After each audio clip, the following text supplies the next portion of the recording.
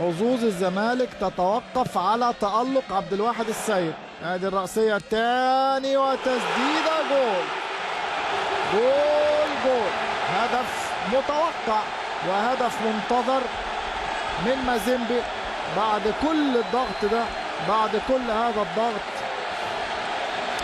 كان لابد ان يسفر عن شيء. الزمالك تراجع في الشوط الثاني تماما. الان لا سبيل الا الهجوم، لا حل الا الهجوم في اخر 20 دقيقة في هذه المباراة. والله ده كاسونجو، ده البديل كاسونجو هو اللي سجل الهدف في الدقيقة 25 من الشوط الثاني.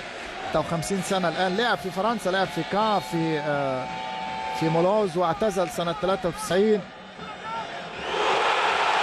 هدف آخر لمازيمبي في غفلة من الدفاع الزملكاوي، والهدف الثاني برأسية. يشتعل الملعب، تشتعل المدرجات بهدف ثاني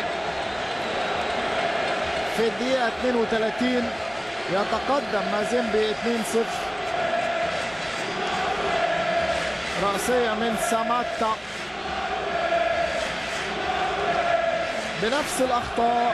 بنفس الأخطاء المكررة وبنفس السيناريو. ادي رزاق وسيسي واحمد حسن بيحاول يقنع اللعيبه ان ما زال هناك امل. بالتاكيد ما زال هناك امل، لكن في ظل هذه، وشوف صبري، يعني صبري رحيل في الكرة اللي كانت من 5 دقائق، من 5 دقائق بالظبط. صبري رحيل برضه